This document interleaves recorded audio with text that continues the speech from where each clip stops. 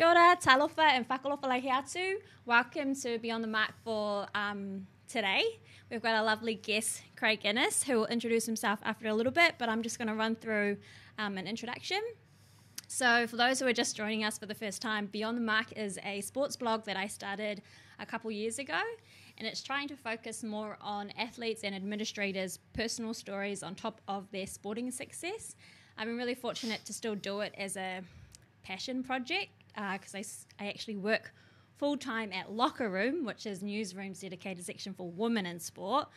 So for this year, I thought the blog might try and focus a little bit more on our male athletes. And so with that, I'll pass it over to Craig to introduce himself and tell us a little bit about himself. Oh, well, nice to be here, Ash. Place isn't burning down this week, which is great. Helped. Yeah. So Craig Innes. I'm from a sports management company called eSportif. So we manage athletes, but I guess where we're a little bit different is we niche in the two rugby codes only. So rugby union, rugby league. That's our lot. So the company, it's a global company. We have offices pretty much wherever they play rugby. We have an office there. It's I guess predominantly at this stage more rugby union, I guess, than rugby league. But we started up in Australia last year. We've got agents now dealing in rugby league there, and rugby league agents here in New Zealand, which has been really cool.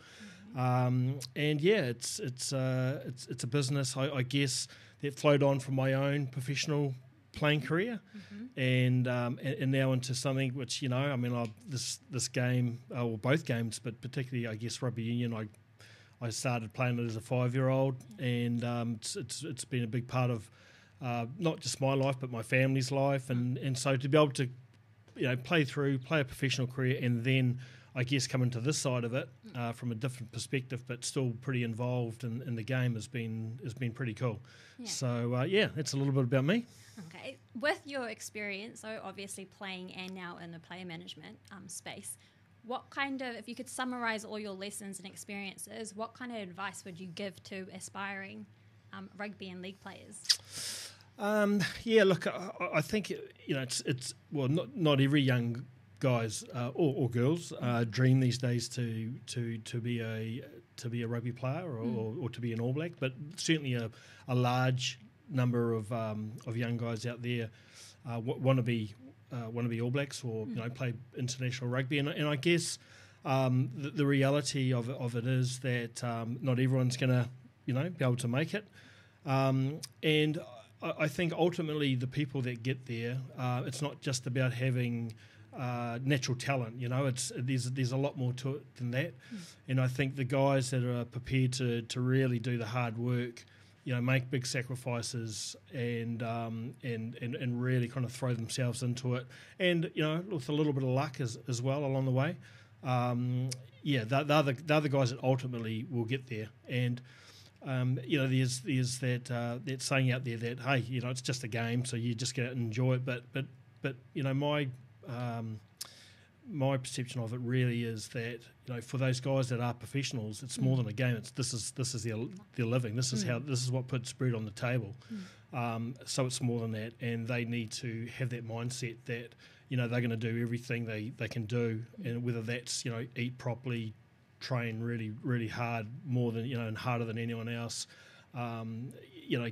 discipline on and off the field, all these things go into the mix to make really good rugby players. And I think if they're prepared to go down that track, a lot of them will make it. And unfortunately, other guys will kind of knock on the door, but maybe not quite get there. But it's the journey and it's the following the dream, Yeah. So with your company, with eSportif, what do you guys particularly look for in an athlete or a person when you're wanting to potentially sign them on? Yeah, well, it's a mixture really. I mean, obviously we're looking for real talent and guys who we think have got the ability to play at the highest level. That's pretty much a given, of course, that we need those kind of qualities to work with. If I guess, unfortunately, if we had a whole lot of guys on our books that, probably didn't have the ability to keep progressing with their career, what you find is, you're spending a whole lot of time and kind of banging your head up against the wall, which ultimately it's probably not the smartest move commercially either, So really we want guys that have really good ability, but also it's a two-way street. It's not just about, what we can do. We need to be able to work with guys that, are going to turn up at meetings, are going to be really professional about what they do. If we send them to a club in Japan or up to Europe, we're not going to have issues that mean that team will never deal with us again because we've sent them a rat bag. So it's a bit of a package. They need to be good people, and we want to be dealing with good people, and they need to be good footballers. So how do you flesh that out? Like, what does the current landscape look like for you guys as player management agents, but also the rugby and league space here and around the world? Yeah, I mean, I guess it's a small kind of community, the rugby and the rugby league community. So often, we might see a young guy playing. We might be standing on the sideline, but more often than not, it's feedback that we're getting back from people that we know and trust. Who might say, look, you need to talk to this guy, or you need to, and it might be that we're like, oh, this guy, he goes really well. It's like, yeah, but you also, these issues as well that you need to be aware of, or whatever. So ultimately, I guess, you make a decision based on whether you think, this young guy has the ability to progress, but also the type of character that isn't going to cause too many issues along the line. But in saying that, we all like to think that we can help people too, and there's people come from different backgrounds and have had their own issues, and certainly, if there's people that we think are here for the right reasons and really want to progress with their careers, well, we're happy to work with them. So what kind of specific skills do you think make, with all of the players that you've dealt with, what kind of skills, if you had to say, because you have to go overseas and you have to be dealing with different companies and people, what kind of skills would you advise them to try and practice beyond the physical traits? Yeah. It's a really good question, and I think a lot of our guys don't concentrate on stuff outside of the game enough, because really the fact is that their careers are really short. If they're lucky, they might they might leave school, they might go into academy, they might start playing Super Rugby, or say around 20, something like that. For instance, if they have really good careers, they might go through to into their early 30s, something like that, and then that's it pretty much. And then you're kind of moving into a completely different sphere in your life, where you're going to need different skills than being able to kind of pass off both hands and kick off both feet. So we really encourage our guys to think about the other things outside of the actual game that are important. And if they're smart, if they're if there's papers for them to do through universities or techs, we really encourage them to. Once they kind of get their grounding within the game, really start to kind of go back and explore those types of things. Just to kind of get their minds busy and active, but also thinking about life after the game and what's going to, what people are going to need from them. Yeah. And it just doesn't happen enough, and I think, mainly because, a 20-year-old young guy, bulletproof, it's never going to end, right? So I think if I had any advice for a young guy, or even parents that are listening, it's really just to keep encouraging and don't leave it too long before you start to think about these other things outside of the game, because they're going to be really important for you. And we just see train wrecks all the time, of guys who come through their careers, have great careers, there's plenty of slaps on the back and that when you're doing good things in the game, but then it comes to an end, and a lot of guys really struggle with it, and their families struggle with it. So getting on top of that as quickly as possible is really important. You talk about like that transition period and how important it is actually for the parents and supporters of these essentially elite athletes. What kind of other advice would you give to the parents? So, we focus a lot potentially on the players themselves and what they need to do. You need to train hard. You need to go and learn these skills. But for the people behind them who are going to be there at the end when they do eventually transition out, if they make it, like what advice would you give them to try and help? Because like you said, it's pretty hard if you're 20, you're young, and you've been good, you've been told you're good all the whole way through. Like you probably hit a moment where if you're not doing it, it's kind of like your identity has been taken essentially. Yeah, for sure. So that's how right. how do we get better at teaching our babies how to transition?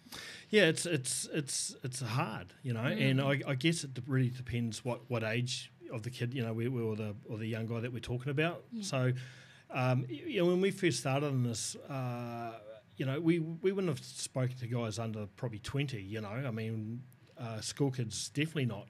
But things have changed so much in over the last 20 years that we've been doing this stuff, and really it's the parents of a 17, 18-year-old that probably need more advice than anyone, because you've got the NRL clubs, you've got all the Super Rugby franchises, you've got the different provincial unions around the country, and even some like French clubs or whatever, all chasing the same group of young guys.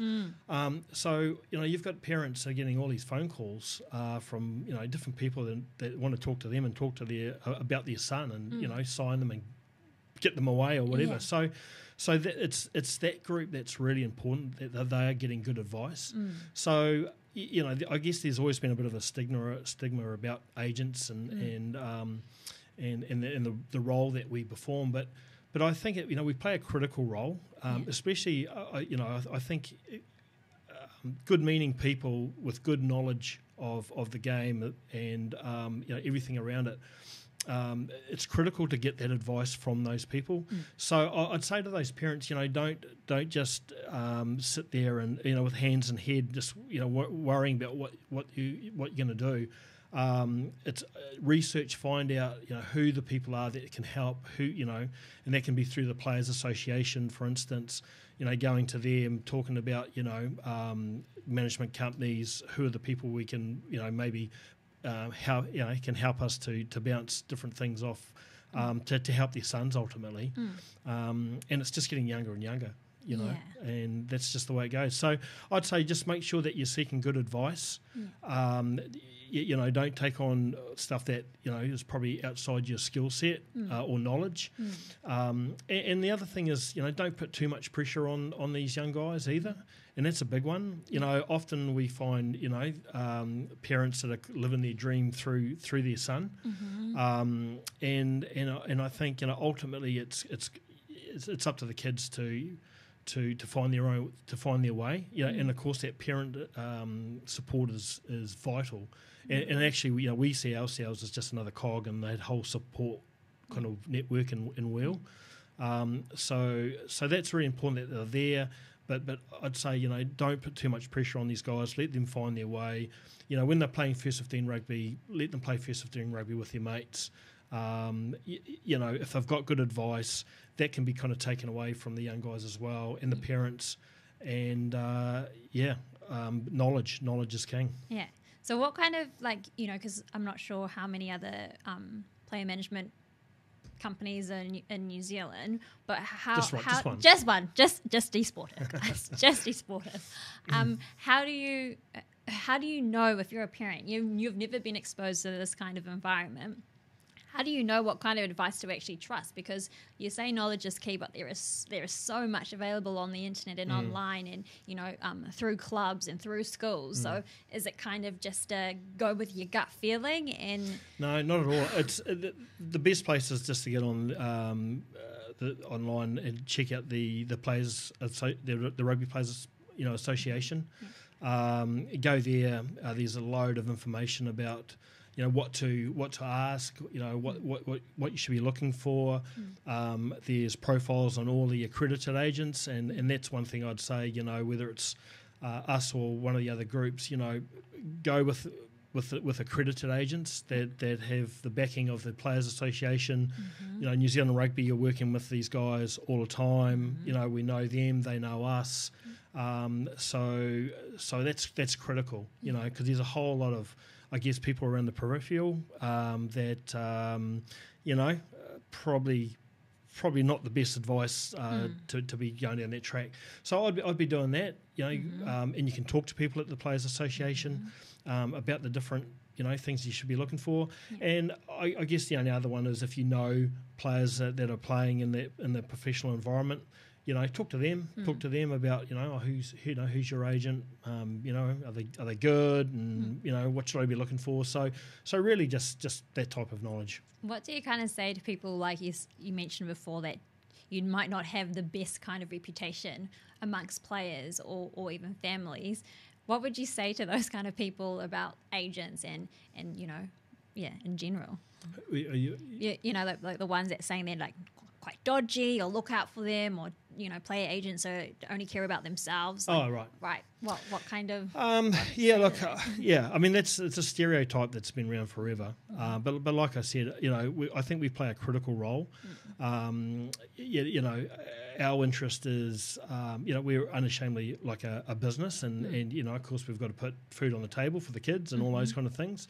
But I think we're in this game because we have a love for the sport, but also having been through it myself, you and all the great experiences that I had, for instance, and the help that I received, you're kind of wanting to pass that on as well, and you want people to have that same type of experience, and you kind of, I guess, over the years you know where the potholes are. It's not a straight road for almost none of them. There's injuries, there's poor form, there's issues at home. There's a whole raft of issues that you need to be navigating, right? So to have people that understand, there's nothing. I don't think there's anything I could see that I haven't seen before, right? In dealing with you're dealing with young human beings, young people. Yeah, exactly. So look, I think for the people that look at agents and see them as bottom feeders or whatever, it's a completely wrong misconception of what this role is if it's performed properly. I mean, it can be really dangerous if you don't know what you're doing and giving out bad advice. But I think with the right people involved, it can be really helpful. I mean, at the end of the day, I think with my own career, all I wanted to do was surround myself with good people and good advice, so I could just get on with playing the game. Cool. Get out there, play the game. You know that people have got your back, and that's really, really important.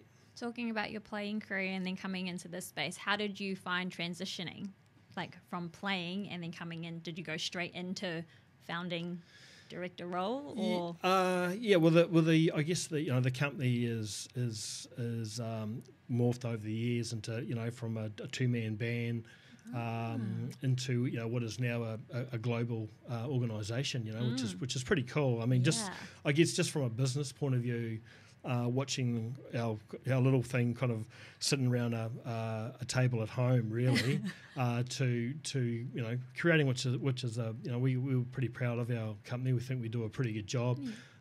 Just an interesting little side fact about eSportif. So, I mean, we're all rugby people, except for our chairman, who his name's Peter Kenyon, Englishman Peter Kenyon. So he was CEO at Manchester United and then Chelsea. So he comes from a completely different sporting background. You know, he's a football man, and I'm not even that sure that he even likes rugby. You know, but it's cool, and to have someone like that involved in the company with that type of experience and knowledge, and even though he's a football man, just the synergies in the two are awesome for us. And the interesting thing is too that football is a reasonably matured professional sport, whereas rugby's not. We're still growing as a professional sport, and there's a lot going on out there at the moment. That everyone's reading every day. Private equity and all these different things, different competitions sprouting out all over the place. So yeah, there's lots going on out there, and having people like him involved really important for us. Be able to bounce back what the model is in football, and not just any football, but just casually Manchester United and Chelsea. Is that what he kind of brings to that to your governance? Yeah, Well, yeah, and but also just knowledge around the whole sporting industry, and best practice, things to avoid, of course. We sit around at board meetings that we have up in London a couple of times a year, and we get on Skype calls or whatever regularly, and just the advice that someone like that can offer to a group of guys like ourselves is it's priceless, really. Having come from that type of environment. What motivated you to get into this kind of space from after playing? I guess like everyone, I was kind of thinking, okay, what am I going to do? And I'd always had a little bit of an interest in the whole sports management thing, and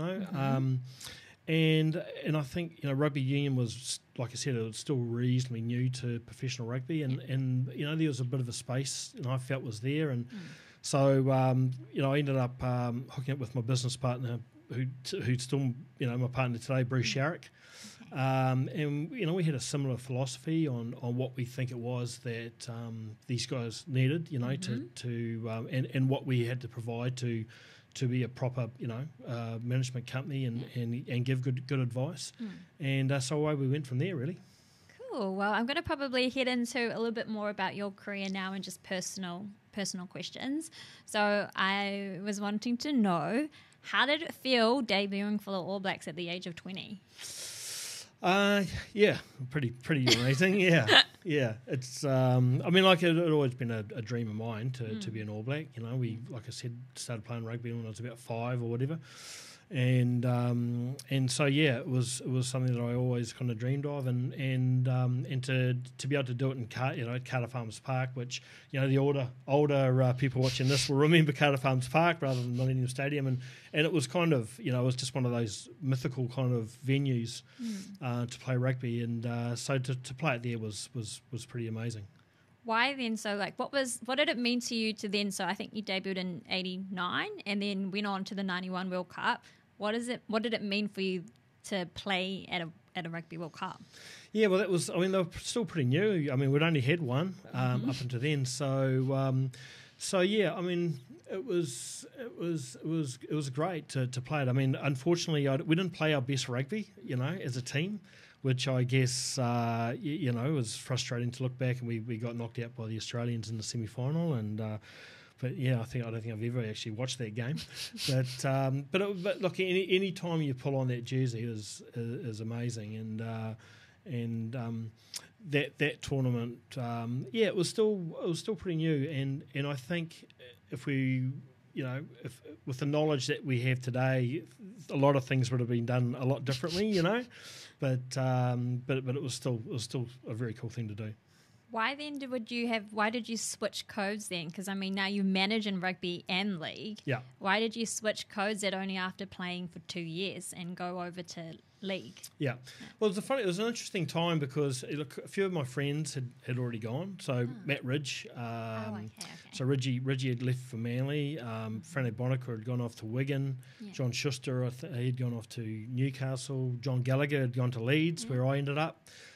So it was a kind of a bit of a transitional kind of time in the game, like as far as attitude with the players. So we used to go away on these rugby tours with the All Blacks, and we get a tour allowance of like $50 a day or something like that. So crazy like that.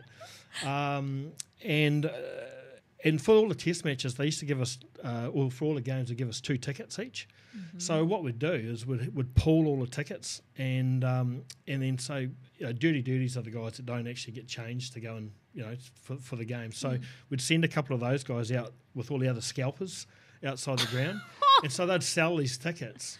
And then at the end of the tour, all the money would go into what we'd call the Cabbage Patch Fund, and it would be divvied up between the players. And so that's kind of how we survive to a degree. I mean, I was a young guy.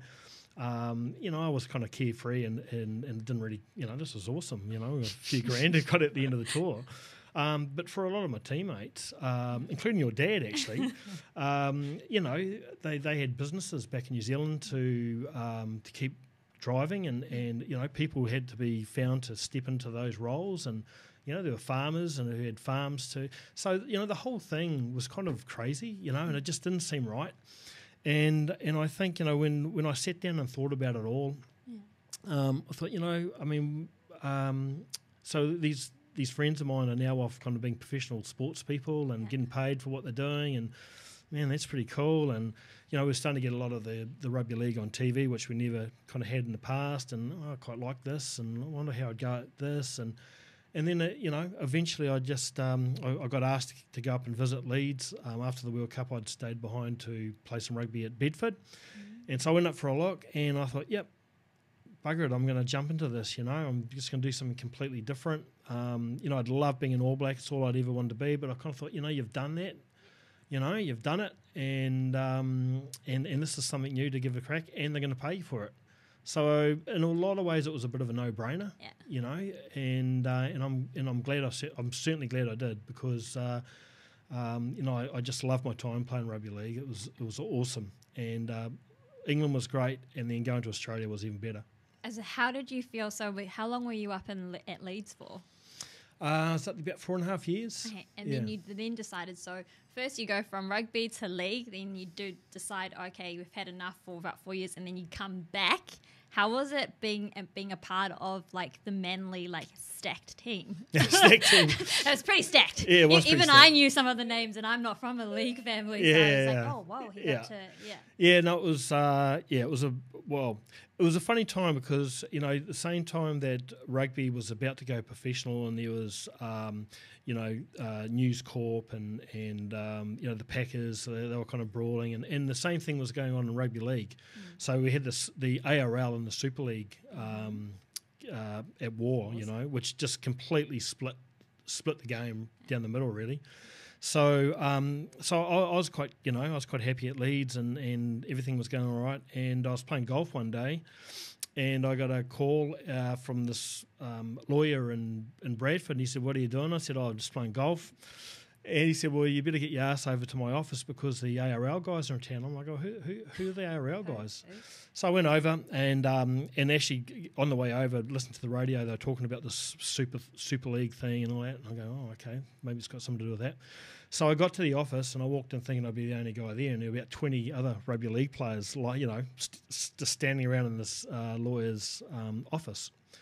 And I'm like, "Man, what's going on?" And then they're kind of like, "Well, we don't know." But one by one, your name got called out. You went into the boardroom, and there were a couple of ARL guys sitting in there. And you sit down, and that's like, Craig, so you sign with the ARL. This will be in your bank account within the next couple of days, and then this will be your base salary, and then it's up to you to negotiate with the ARL clubs. What happens from there, and you're just going, "Oh my God," So these guys were kind of going into the boardroom.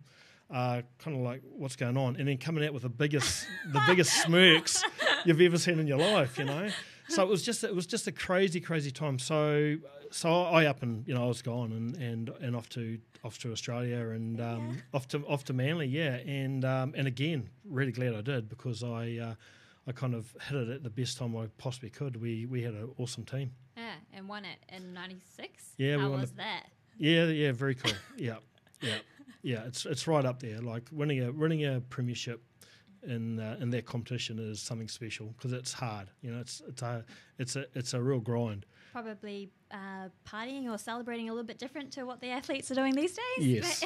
Yeah. And who out of that team would be your favourite player to be playing with? I can't name one because there's so many of them. There's so many. I mean, they were great guys too, but there's some real characters. Like Ridgie, he was there.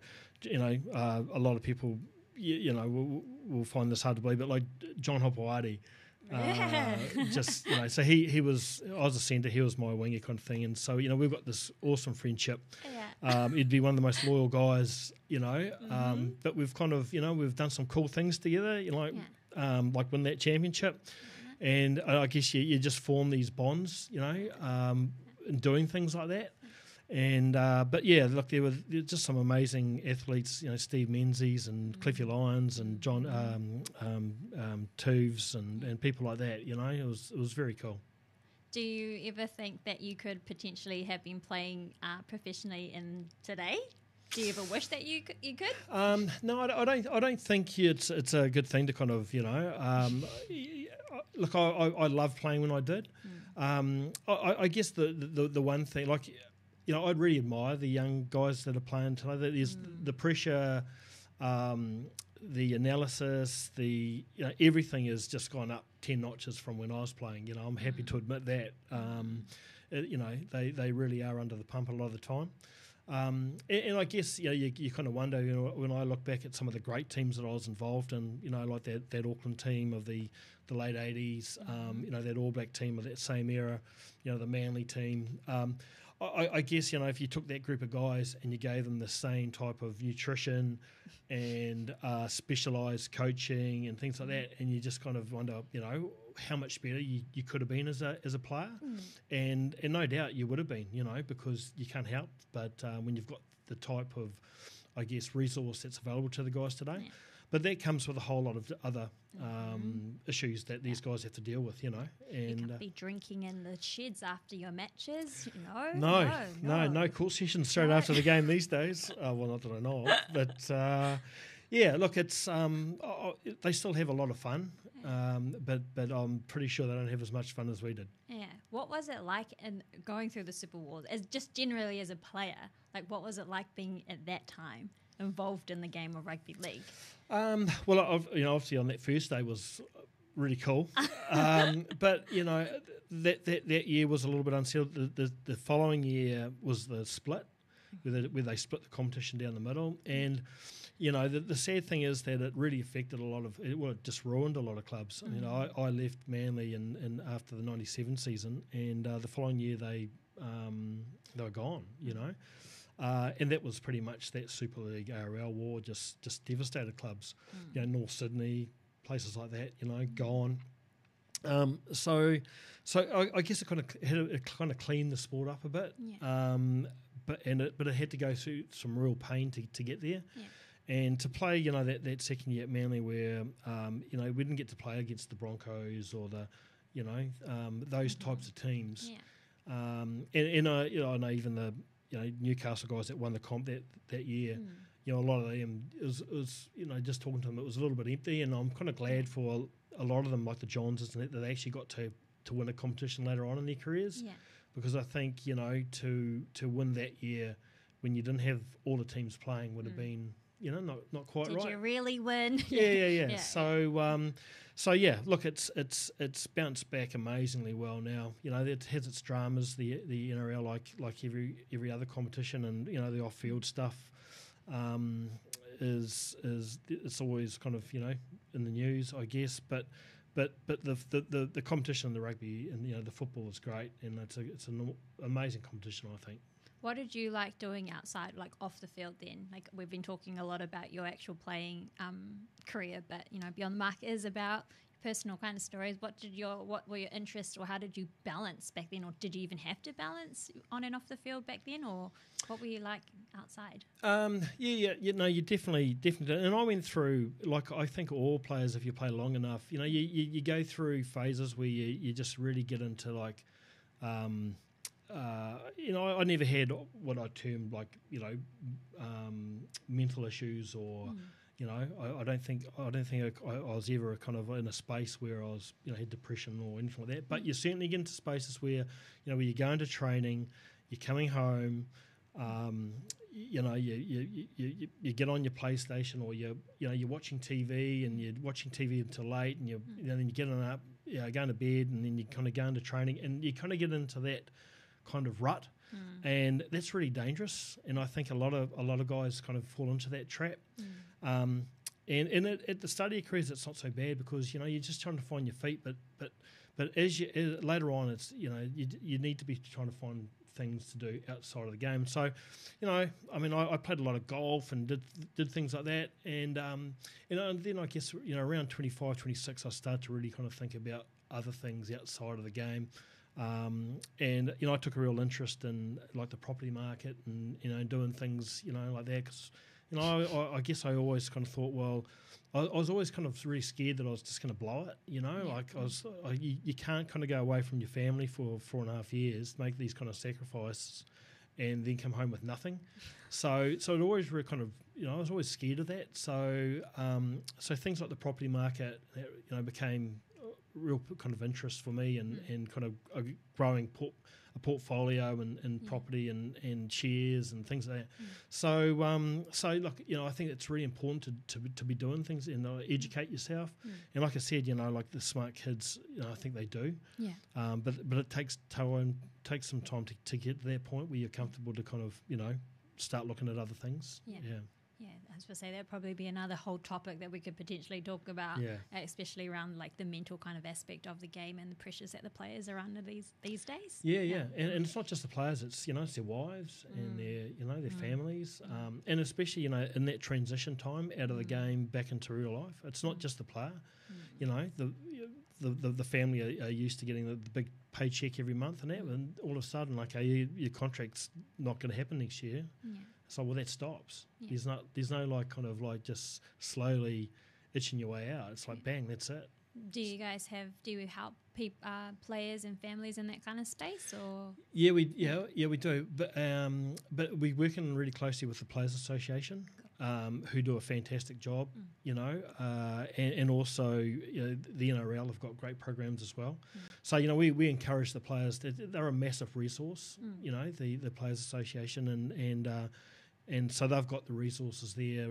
Especially to help guys transition out of the game, and not just whether they're based here in New Zealand, but also guys that are up in Japan or whatever.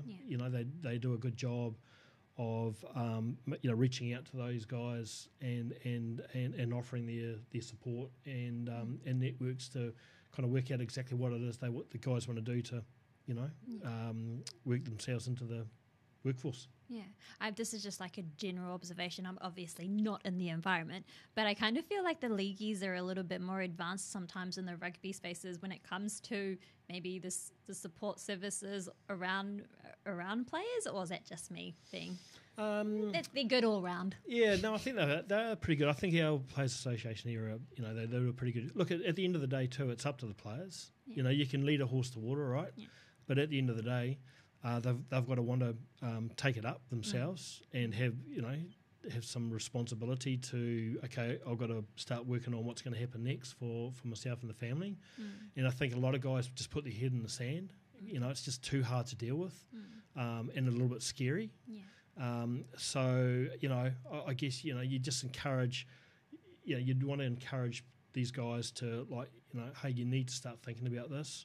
Go get out and just talk to people. Ask. What are your interests? I mean, rugby players are quite employable, I think. I mean, when you think that they're usually pretty disciplined. They're used to working in teams. They're used to taking instruction really well. You know what I mean? And so there's certain careers out there that certainly suit these guys. So your skills can definitely be translated. It's just whether or not your personality, say, and I'm generalising again here, for your Pacific players and stuff potentially who haven't had that kind of upbringing where you do have to do, you're not potentially taught those kinds of skills. It could be a little bit harder, but there is definitely skills that you can use from your rugby and league career days into life after sport. Definitely, no, absolutely. And you are missing out on a lot of, you're going into a academy type situation. If you're a young player and you're into Super Rugby early, you're going through like a period of, if you're lucky, again, maybe 10 years or whatever, while you're doing that, your friends are off at university getting degrees or getting a trade. You're coming out the other end. They've had 10 years of life in the workforce and the real world. So there's a little bit of catching up to do. So they actually need to cut themselves a little bit of slack as well. And really, when I say like get out there and ask questions and talk to people, it's so important that they do that. They don't just sit at home and stew and because there's that old thing that people are going to think I'm silly or stupid or whatever, but that's not the case. People are there they want to help these guys. And a lot of the people admire these guys. They watch them on TV. They're the heroes, they're sports heroes and people want to help them. So they've got to be open to it. They've got to be open to letting people help them as well. Cool. Okay, well, with that, I think I've got all of my questions that I was asking in general. But so now we're going to just do a little quick fire round. So I'll do a quick 10 questions for Craig, and he has to, some of them aren't quick, they're just more questions that I want to know, but we'll start anyway. Sure. So it's been interesting. Yeah, I know. Anna was really good at this last week. Shall I just say pass? No, you have to, first thing that comes to your mind as well. Okay. So, who do you look to for inspiration? My girls. Good response. Favorite movie and why? Shawshank Redemption. Oh, I love that. That's very it's just because it's a great movie. Your perfect date? Someone that's going to offer a great conversation but let me pay the bill at the end of it. You have one of those people, or yes, no? Do you have one of these people, or not? Oh, yes. If you had to invite 3 people to dinner, here or no longer with us, who would it be and why? Oh God.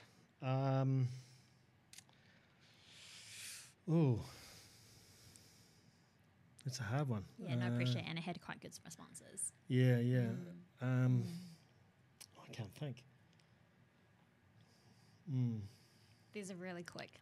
This is definitely a quick round. Yeah. I'll pass. No. Yeah. Okay, towards the end, you'll come back to it. How do you practice mindfulness and mental well-being? Well, I like to think that I work hard, but I also I'm a very keen fly fisherman, for instance. So I make sure that that's my passion really these days. So I make sure that as often as I can, I just kind of get out in the middle of nowhere in a river with mountains and things around and try and catch fish. So yeah, that's a big one. But also, I think it's really important when you are busy to take lots of downtime as well. So even if that means just lying on the couch watching a good movie. Yeah, good, cool. How can the Blues reach their full potential? I mean, they had a very good tour over in South Africa, but what do you think it was? That maybe this is heading into a good winning streak, do you think? Look, I hope so, but I think every time we hear the Blues have a decent win, it's like, okay, this is the start of something big. So I think it's just baby steps. Like last week, the last couple of weeks have been awesome, and I wouldn't be saying anything if I was them. Just get on with it and just build it. And once they do, they'll be watch out. Yeah. Good. How do you? These are definitely not quick fire rounds, but again, how do you navigate raising 2 girls in this super hyper social media world? Well, that's a good question for me because it's look, it's I mean, it's difficult. It's a difficult, and I understand that it's it's a different world now, and social media plays a massive part in most people's lives, I guess. But yeah, look, I think with my kids, I've got one that's pretty heavily into that whole social media kind of scene, but. I think as long as she's really careful, with what she's doing, and doesn't take it too seriously either. I think that's really important. That they don't take it too seriously, because I think it could all come crashing down at any second.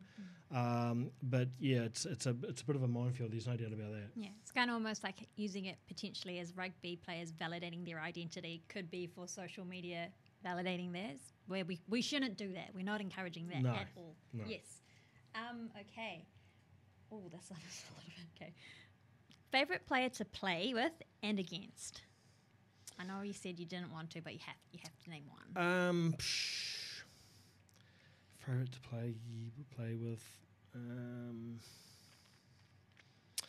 I grew up with Walter Little. Like we started playing rugby together when we were just little kids, and our careers just I guess we just kind of twinned it all the way through through all the age group rugby and then into the All Blacks. Which was pretty cool, and then of course I went off to rugby league, and so that was, I guess, the end of that to a certain degree. Even though we did pick up a little bit when I came back, but what was awesome, just a great rugby player, great guy, and we got to do lots of cool things together, whether it was play test matches or win roller mill tournaments together. So yeah, he'd be my favourite. What was the other? Least against. The hardest. Your yeah. Oh, that's really hard. There's been a lot. I mean, in rugby union, Tim Horan and Jason Little as a combination were fantastic. But they're really cool guys as well. Yeah. So it used to be hard out on the field, but at the same time, you'd be having a little bit of a joke, a bit of a chat while we were playing as well. So that was pretty cool. Yeah. In rugby league, I got to play against lots of pretty. Played against Mel Meninga one night, and that was an experience. Playing for Leeds, we played Australia, and he was just a beast. And so that was scary stuff. But managed to do a pretty good job of it. But pretty intimidating playing someone like that. Did he squash you or no? Not that I remember, but maybe joking. he did. These are a couple. What do you want to be remembered for? What, in general? Well, I think it's different, right? Like maybe different for what you want your girls to remember you by, and then what you want maybe, I don't know, general public, family. Yeah. Oh, I guess I'm like anyone. I mean, like you, I just hope that I'd be remembered as a pretty straight up kind of guy, honest and well-meaning, and I think that's really important. I think if you can kind of go out and people are thinking good things like that about you, well, then it's been worthwhile. Cool. Lucky last, one word to describe yourself. I think I'm pretty driven. So I like to do well. I guess it's important to me that if job's done properly, and I like to win. That's why I played rugby. All those kind of things. So I guess in one word. Cool, and that's it for today. So I just wanted to say thank you very much, Craig, for coming in and giving up your time to be part of Beyond the Mark as well as Switch Aotearoa. And we will see you guys next week with I'm not sure, I can't remember who we have, but we will be back here at 2 p.m. next week. Thank you. And that is it.